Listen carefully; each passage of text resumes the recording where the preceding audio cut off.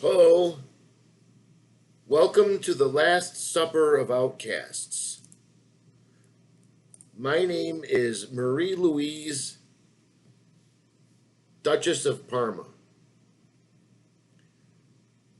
and today is June 9th, 2026. Not that it matters.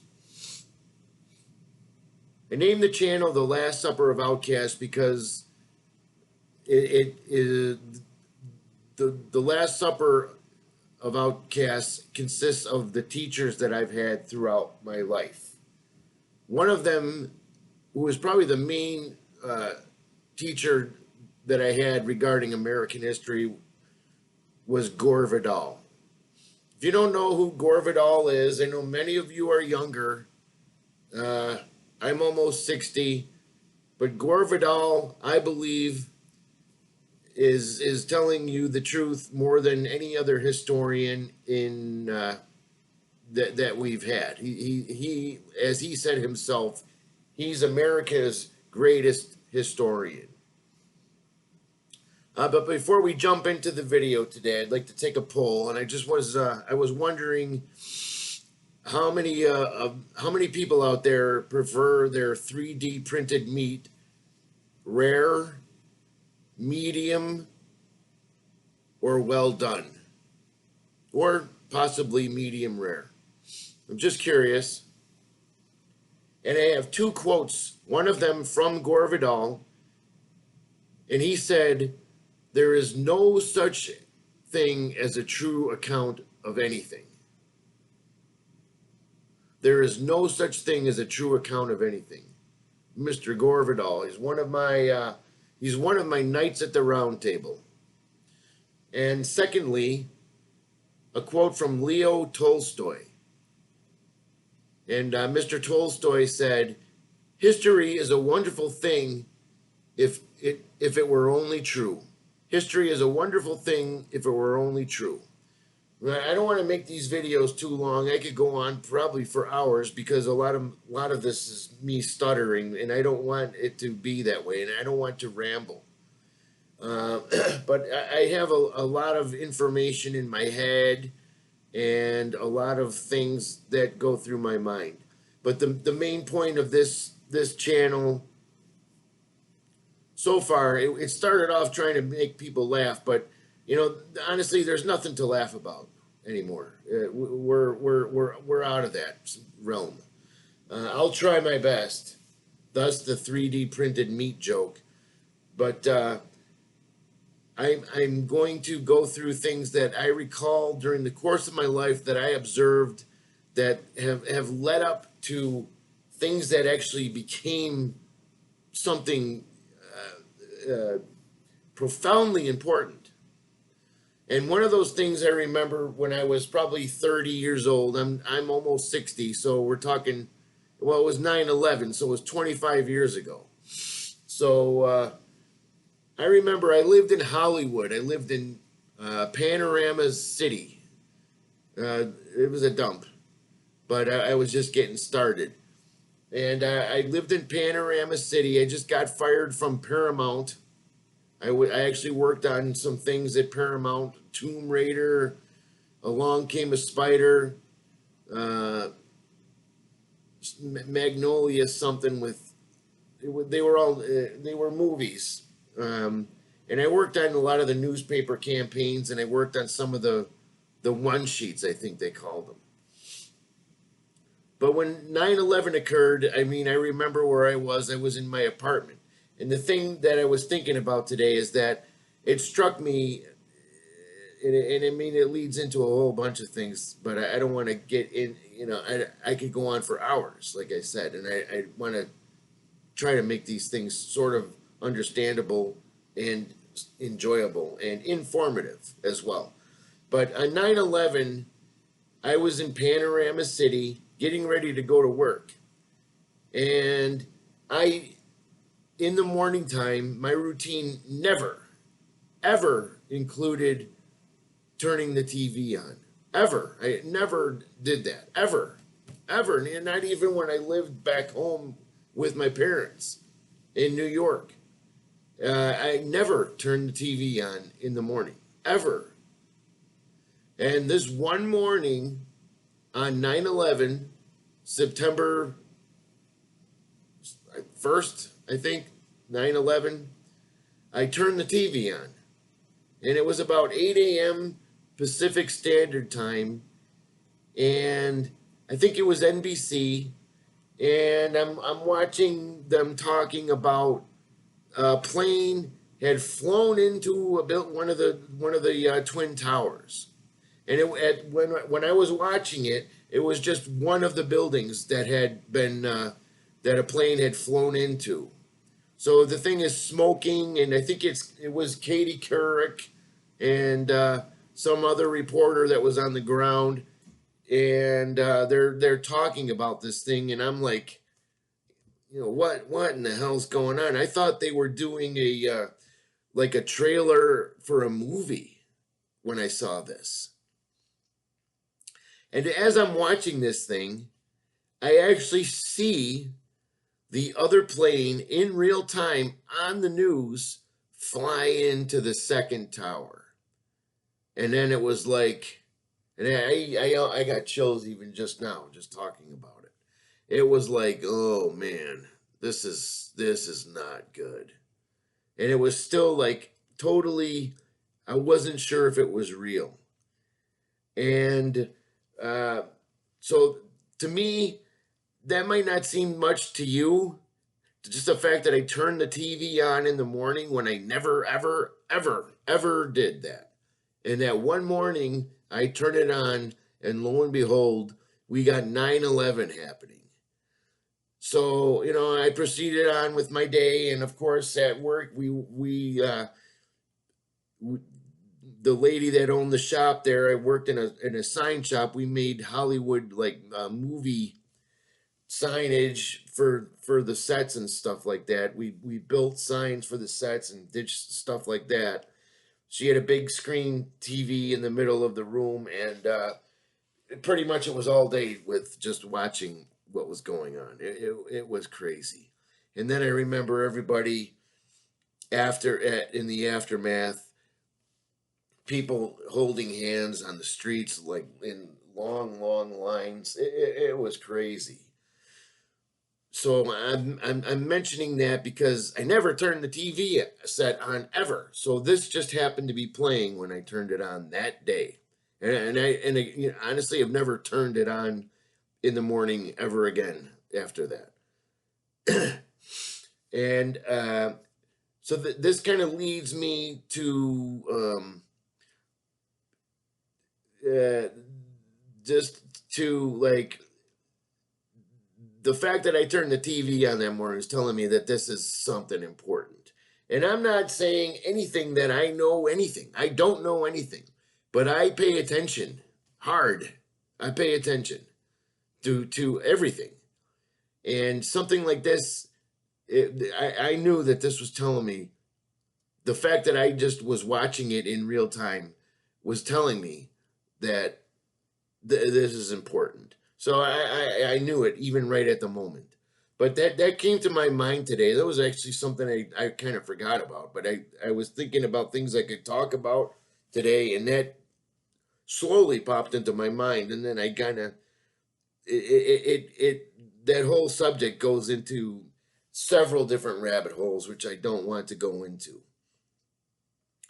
But so that happened, and then that kind of leads into other things that I have witnessed. Not since then. For instance, like just now, I re-looked up the news broadcast on NBC, and one of the things I thought about just now, just after reviewing it after 25 years, this is not something I don't. Yeah, I'm not obsessive about 9/11, but I know it was something, and I know that it's significant, and it still is. It's very significant. um, and I was rewatching the video just now, just like 10 minutes ago, and I could literally the first built the first twin tower is smoking, and you could see the other plane coming in, and no one on the news seemed to notice that. I just noticed it just now. No one on the news noticed that there's another plane circling. No one said anything about it. I saw it. I could see it. And then after it hit the second tower, then everybody's like, "Oh my god," And Katie Couric's like, "Oh, I bet a lot of people are panicking right now." She sounded real excited about it. And then the question I had just now during this, and I'm sure I've had the question before, is why was there even another plane allowed in that vicinity if another plane had struck probably in half an hour before? You would think they would put everything on a ground halt. Nothing's going in that area at all. And if you're going in that area, whether you're one of ours or one of theirs or whatever, you're going to get shot down. So uh, that's all I'm gonna say about that right now. But and also another thing that I wanted to that uh, a gentleman who was I think a great researcher was who his name is Jordan Maxwell, and he mentioned the pilot of a show that was done by the same person that produced the X-Files. I forgot his name. Uh, the Lone Gunman, the pilot, the pilot show of the Lone Gunman, episode 1 or the pilot, actually shows a plane flown by a drone getting ready to fly into one of the World Trade Center towers, and this is like just a couple months. This show was produced just a couple months before 9/11 happened. And if you know anything about, I mean, this stuff is kind of all over the place in terms of information. But if you know anything about uh, the occult, and I'm not an occultist, but I'm saying I'm going to go ahead and say there's something to it. And in terms of what the occultists practice is, in order for their magic tricks to work, they have to let you know. So to me, the pilot episode of The Lone Gunman showing a drone-driven commercial airline being flown into getting ready to be flown into one of the World Trade Centers is their way of telling us that this is going to happen. And I'm going to look up the guy's name now because it's driving me crazy. And his name was, well, we know David Duchovny was in there. Chris Carter, that's his name, Chris Carter. He was the program creator. So, and once again, Hollywood knows things. Hollywood knows things, and most of us that are, if you're watching this, you probably realize that. And so 9/11, that leads me into it could lead into multiple different theories. In terms of what Gore Vidal thinks, he thinks that it was blowback from America, what the Americans have been, the shenanigans we've been performing around the world. It's blowback. It wasn't necessarily like our own government doing it to us. But Mr. Vidal does mention, and Mr. Vidal is like one of our premier intellectuals as far as I'm concerned. And he says things about the Patriot Act, and I'm reading off of just what Gemini from Google's telling me, but I've read this before. Vidal noted that the Patriot Act, which is almost 400 pages, was rushed through Congress and signed just 45 days after 9/11. And he expressed disbelief that a bill of that magnitude and complexity could be written from scratch in such a short period of time. And, read and understood and created in such a short period of time. So, in other words, the Patriot Act existed well before 9/11 even occurred. So it's almost as if, even if it wasn't our own people that did this to us to create another crisis in order to implement some kind of help to alleviate said crisis that was created by ourselves, then it was allowed to happen so that these these things such as the Patriot Act could be implemented, and also an invasion in Afghanistan and stuff like that. And if you go back in history, there's a lot of like you can go back. I went back to the USS Maine, 1898, which got us into the Spanish-American War. The Lusitania, 1915, which led to World War I. The Titanic in 1912, leading to the creation of the Federal Reserve. There's talk that there were many, many, many people on that ship that did not want the Federal Reserve to be created. And J.P. Morgan himself, or the younger or the older, I can't remember, was scheduled to be on that ship, and lo and behold, he bailed.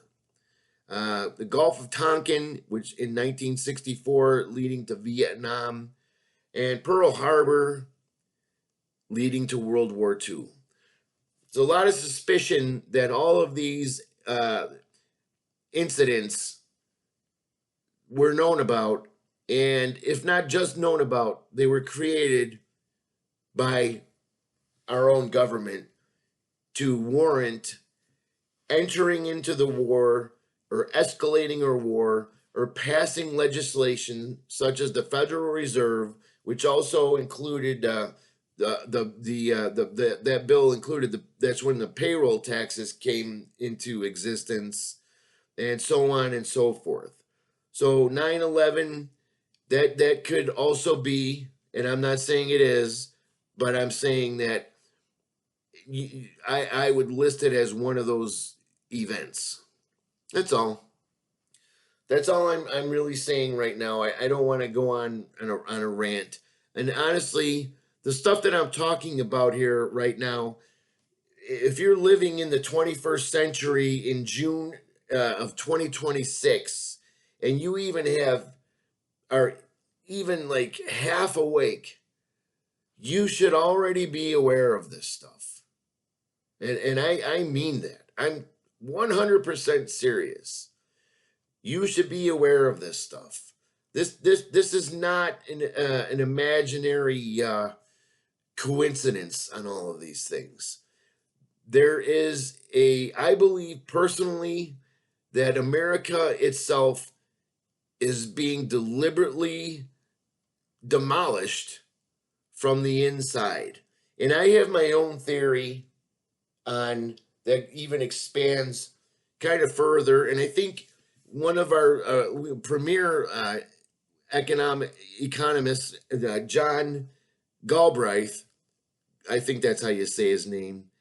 He had a series called "The Age of Anxiety," or it was something like that. And this guy's from like Harvard, or one of the premier, Harvard or Princeton, the Ivy League, and he had a series. You can look his name up, John Kenneth Galbraith, and he suggested that all of the world leaders, every one of them, are all in cahoots together.